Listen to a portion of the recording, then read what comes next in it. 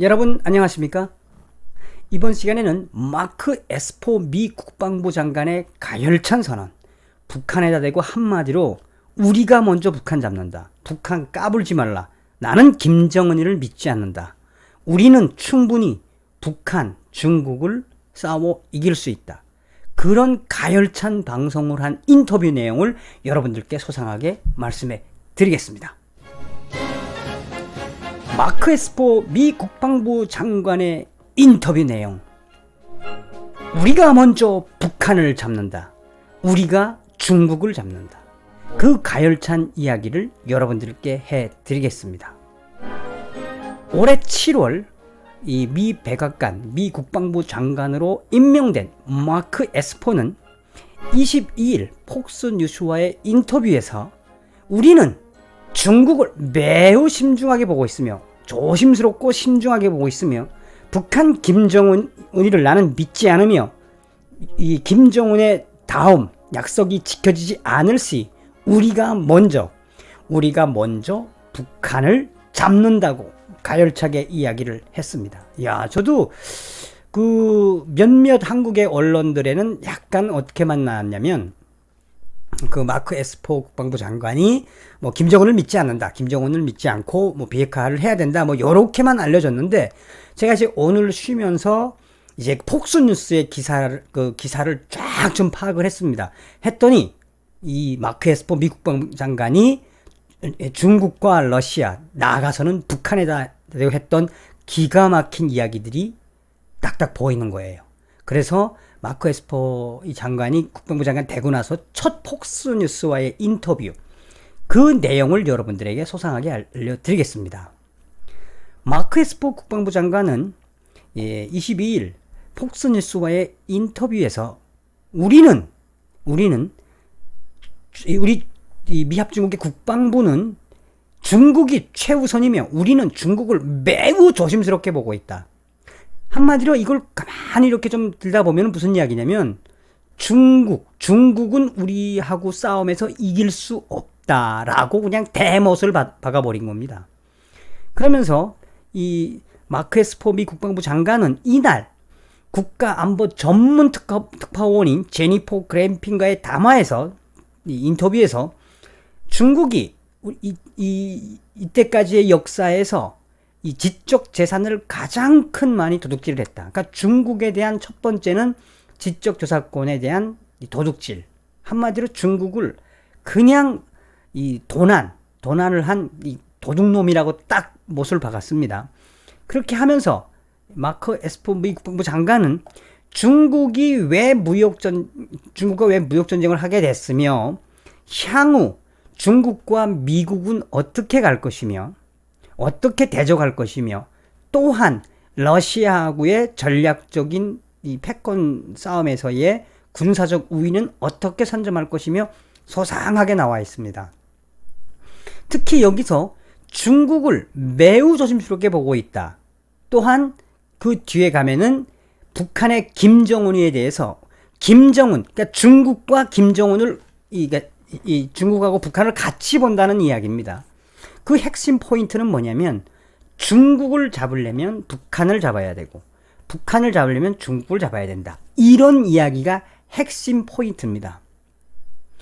그래서 그 이야기의 시작을 중국의 지적 재산권에 대한 도둑질, 그거부터 시작을 해서 소상하게 나옵니다. 중국이 어떻게 우리 미합 중국의 군사력을 모방했으며, 어떻게 군비를 증강을 해서 미국의 전략에 지금 대적을 하려고 하는지를 소상하게 밝혔으며, 또한 마크 에스포 국방 장관은 현재 이 중국은 대부분의 무기 체제나 뭐 여러 가지 이제 군비 증강에 따른 그 해군력 향상이라든지 공군력 향상에 대해서는 대부분 미국을 몰아내기 위해서, 인도 태평양 지역에서 몰아내기 위해서 이 중국은 전략을 짜고 있지만, 미국은 중국과의 인도 태평양 싸움에서 밀린 적이 없으며, 왜 우리 미합중국의 국방부가 중국을 견제해야 하는지를, 또한 중국과 러시아를 견제를 하면서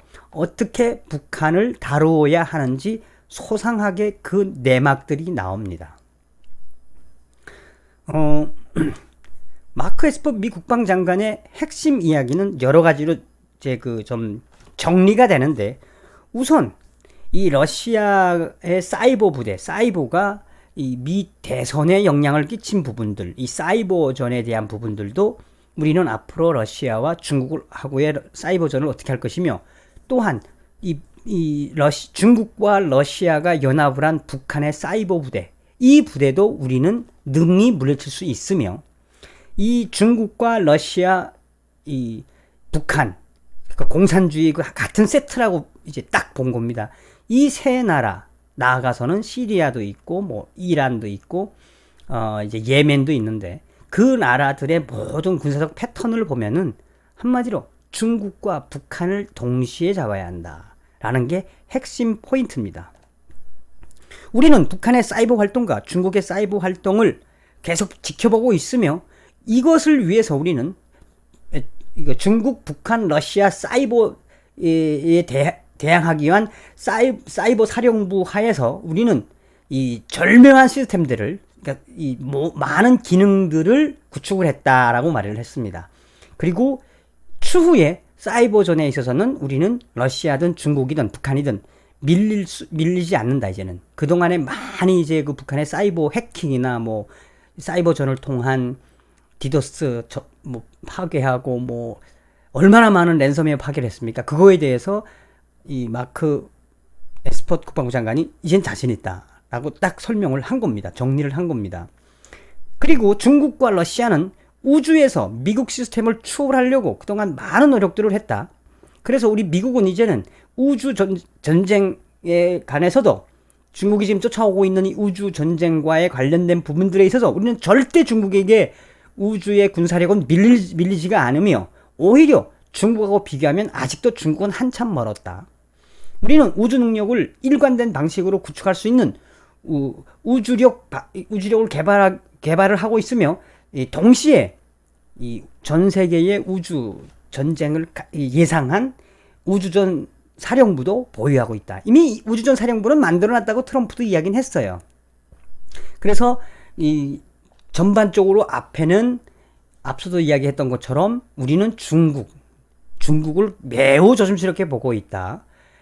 그럼으로써 우리는 지금 이 미합중국 국방부의 최대의 우선순위는 중국이며, 그래서 우리 미국을 보호하기 위해 베이징을 매우 신중하게 지켜보고 있다라는 내용과, 나아가서는 러시아와 중국, 또 이제 중국과 러시아, 북한의 사이버전, 그리고 중국과 미국 간의 우주사령부, 우주 전쟁에 관련된 부분을 소상하게 마크 에스퍼 국방부 장관이 이야기를 했습니다. 이제 그리고 그 북한과 관련된, 북한 김정은이와 관련된 질문에 국방부 장관은 김정은을 믿느냐라는 질문에 나는 그렇지 않다. 나는 김정은이를 믿지 않는다. 라고 이야기했으며, 미 국방부 장관은 김정은이를 믿지 않는다라는 그 저변에는 비핵화 합의를 강조했으며, 비핵화가 가장 우선시 돼야만 우리 트럼프 행정부의 다음 단계가 넘어갈 거다. 그러니까 트럼프 행정부에서의 비핵화는 불변하지 않는다. 그리고 김정은이는 이때까지 우리를 믿을 수 있게 한 사람이 아니다. 그리고 북한의 단거리 미사일 발사와 관련해서는 이 장거리 미사일이 가장 큰 우려라며 즉답은 피했지만, 에스퍼 장관은 이제 질문을 묻는 북한의 도발에 대해서 어떤 생각을 가지고 있느냐라는 질문에 한마디로 우리는 김정은의 북한은 우리는 이미 다 계획을 끝내놨으며, 우리가 먼저, 그러니까 북한이 도발을 한다고 치더라도 미국으로 ICBM 대륙간 탄도미사일을 날려보낸다 할지라도 사전에 우리는 먼저 북한을 잡을 수 있다. 김정은이는 우리가 먼저 잡는다. 이런 이야기를 딱 했습니다. 한국 언론에는 이런 언론들이 잘 안 나왔어요. 워딩들이 단순하게 김정은이를 믿지 않는다. 뭐 김정은이에 대해서는 뭐 비핵화 합의가 우선이다. 뭐 이런 부분들이지만 좀 더 디테일하게 들어가면은 이제 이런 부분들이 김정은과 중국, 또 러시아, 나가서는 이 북한에 대한 미 국방부 장관의 그 원칙론이라고 할까요? 이제 그런 부분들을 소상하게 마크 에스퍼 국방부 장관이 밝혔습니다.